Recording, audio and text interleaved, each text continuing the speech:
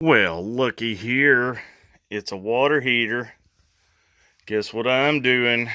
I am taking this raggedy old bee out of here. Because I'm going to try to find a water heater and put in this trailer. I've finally just gotten tired of not having hot water. So, getting off my butt, and I'm starting to learn the ways of the water heater. So right now, I'm going to disconnect the wiring. It's already empty. I drained it a long time ago when I tried to get it to work. So now it's just getting it out of here and throwing it outside and trying to find, or trying to figure out how I'm going to go about this water heater business. Am I going to get another tankless, or am I just going to go back to old school? So let me get after it. I should have this out in just a couple minutes. I know one thing, these little shark bite brass fittings are expensive. That's about $25 sitting right there on the floor. So yeah, that's crazy. So if you ever do PEX, make sure you use the crimp connectors and don't be trying to do shark bite on everything, because you'll spend a small fortune. So now, we got this water heater disconnected, the wires disconnected, drain tubes cut off, and now I just have to manhandle this thing and get it out of here. Putting on my gloves, and Jamie, of course, as always, right in my way. She don't care.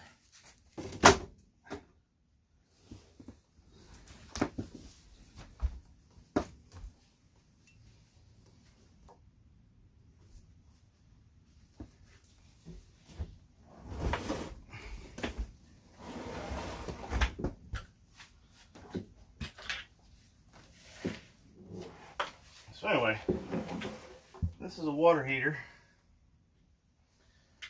from 1979. I need to take a picture of that information so I can make sure I get close to the same, stuff. So this is what it looks like where your water heater goes in a trailer. So yeah, I might check that floor, make sure it's not too bad. I think it'd be okay though. I'm just gonna clean it up, get all the rat poop or mouse poop out of it, and yeah.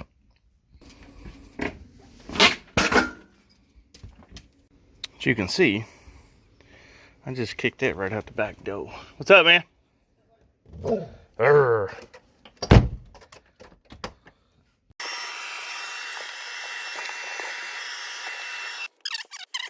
Look at that critter up there. What are you? I don't know what he is. Him gonna die though. Yep, him gonna die. Check it, yo. My little short 30-gallon water heater. It was like $2.59 at Home Depot. And I got a few other things. I was going to go ahead and repair this floor where it's kind of sunk down, and you can kind of see there's a little bit of black mold about right there. I got to thinking about it on the drive back yesterday. There's no sense in fixing this unless I'm going to start fixing all the floor up underneath the washer and dryer too. So I'm just going to leave it as it is. I'm not even going to put down one of those little metal pans. I'm just going to set it back on top of that angle iron. And when I get to this back part of the house again, repairing the floor underneath the washer and dryer and doing all that stuff, then I'll just take this out and redo it again. It's not a big deal. Considering this is new, it'll drain easy and it won't be too gosh awful heavy, and I'll just do it then. So what I'm going to do is run the vacuum back in here again, put down the angle iron, go ahead and set the new hot water heater in here.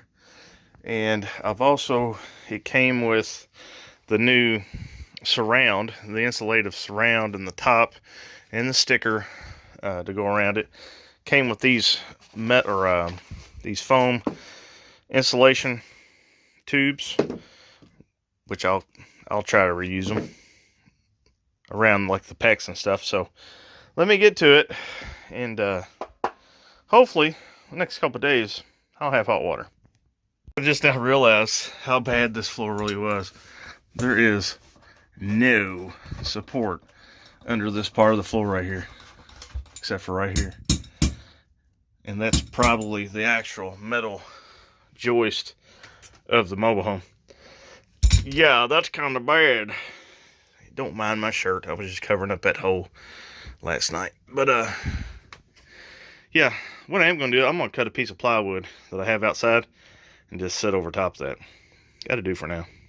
That's a lot of work just to patch one small little square area. When it's clear, I'm going to have to be, you know, replacing large sections of floor. And this drywall will probably come out when I start that repair. And this whole closet enclosure will probably be removed completely in order to make a nice, in order to make it nice where I can replace, you know, floor panels one big section at a time and not have all these little square pieces. So that'll do me for the short term. And let's set this hot water heater in here. What's so funny is this is a 30-gallon Shorty hot water heater. My hot water heater was about a foot taller because these straps were screwed into the top of it. It's just amazing how technology's changed. And I would have never thought that's a 30-gallon hot water heater, but it is. If you look, let's get her turned around here. Look right here. 240, 4,500 watts. It should say gallons someplace. Of course, I'm looking for gallons, and there it is right here. Capacity. 30 US gallons. That's so funny. I got a midget water heater.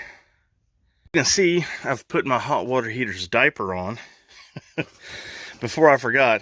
And I want to show you guys how I'm connecting this. Here is the water line down here coming out of the floor. It's 1/2 inch. This is a 1/2 inch to 1/2 inch shark bite connector. Okay, all you got to do is stick it in one end of your PEX, and then stick the other end of your 1/2 inch line into the other end, and you've got connected. So, and I've got my 3/4 inch coming off of here with a 90-degree 3/4 inch to 1/2 inch PEX adapter, and I'm just going to plug it in just like that. Then run a crimp ring, and then I'll have a water line to the water heater. And on the 3/4 inch, on the hot, I don't have any more 3/4 inch. I don't believe.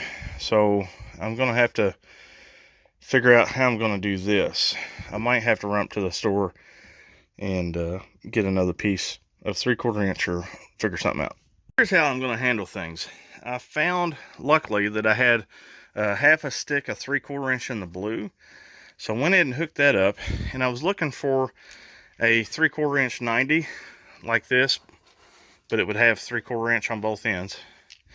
I don't have one, but what I did find is a 3/4 inch T, and I found a 3/4 inch stopper or block off or whatever you want to call it. So what I'm going to do is put my T in here and use my crimp connectors, hook this up here, and run a little piece of 3/4 inch and run that blocking plate or that block stopper or whatever you want to call it right here. So that will get me where I need to be as far as my supply lines hooked up. I know it ain't pretty. It's a short-term thing until after I replace the floor underneath here. I'll make sure I'll go back and make all this look nice and pretty. I'll even add the 18-inch copper extensions. But right now, I'm just trying to get online. So here we go. As you can see, I've got my end block off here. I've got everything hooked up. Here's the hot, and you got the cold. And I actually had a threaded 3/4 inch PEX adapter. I screwed up in here with some Teflon tape, and I used my last bit of 3/4 inch PEX and run the drain or the overflow about 2 foot underneath the trailer in case this emergency valve pops. If it overpressurizes or gets too hot, this will release and let the overflow of steam and hot water come out here. Here's the drain, and I think that's it. So before I even hook up power to the hot water heater, I got to go in here and hook up a hot water line and a cold water line to the faucet. before I can do anything else, because I need to make sure the whole system is connected and all the air bubbles have a place to go out. So, welcome back to the bathroom, guys. I know, not a lot's changed, to be honest with you, because until I got that hot water heater, I said I'm not doing nothing else. I got to get that squared away. So, but now I've got the sink is nice and anchored. As you can see, I've started storing all my luxuries on my redneck bandy top. So I'm going to run some, here's a little cheap $10 faucet that I got. I'm going to run some Teflon tape on these threads here and hook up this line. And each line has a 1/2-inch PEX or shark bite fitting on the end of it. So it makes it really simple to hook it up. Just screw it in, and then I'll run my lines right into that. So now, that's kind of difficult down for the water lines.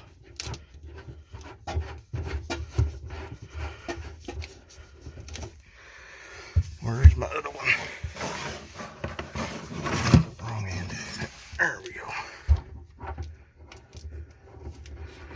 I probably didn't need Teflon tape, but it's better to have it and not need it, and need it and not have it.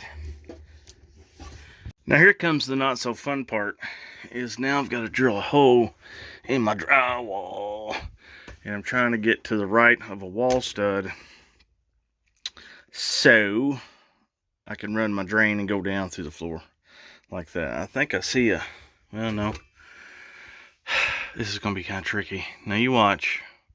I'll cut my drywall, cut the hole in my drywall, and then I'll be right over top of the stud. That would suck. Now here's how I did my drain coming through the wall. I went through the floor, and I don't know what I'm doing wrong as far as, you know, getting my lines to stay straight. Maybe I'm not anchoring. I need to anchor them down. Maybe they make some kind of anchors or something. So, but yeah. And I also know water line in the wall with an electrical outlet, it's a no-no. Just, I'm no pro, but I'm just assuming that's wrong. So what I'm going to do is I'm going to take 2x4, come over here and build a divider in between that electric box and this line, which it's not leaking here at all. Everything's good.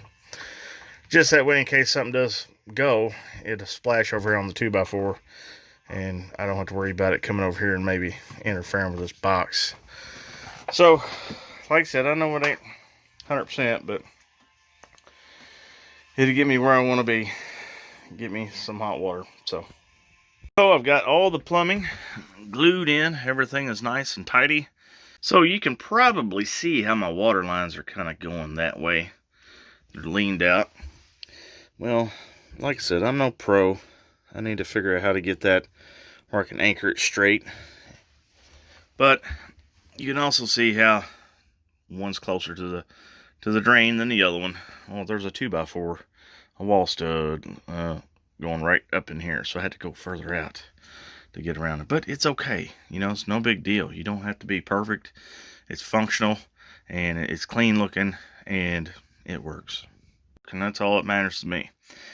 And the only issue I'm having is I've got a little drip right here, is because the plumber's putty that I've got around here is just not creating a good enough seal. So they make a silicone in a tube, kind of something similar like this, for putting in drains and stuff. So I'm going to take this back out, get rid of all that plumber's putty, run me a nice bead of waterproof seal around here, reattach that, and it should fix my drips. But as you can see, I got water to my faucet, and shortly this will be hot. Shortly. So, there we go. Now it's getting warm. So weird having hot water coming out of a faucet. It's little things, you know. And my next little project I'm going to do, as you can see, I have all of my accoutrements on my countertop. Looks pretty ghetto. So I'm going to try to come up with a way to create like a little cabinet. I can sit here to put all my do's and dads and, you know, stuff like that. And over here, I don't know what I'm going to do. Here's my wonderful window. I'm going to get on Amazon and order me some privacy film so I can put it on the inside of here and I don't have to worry about curtains, because as you can see a lot outside. And this really isn't a bathroom window, but I wanted a big window let in a bunch of light, so I'm going to get some privacy film and put on that.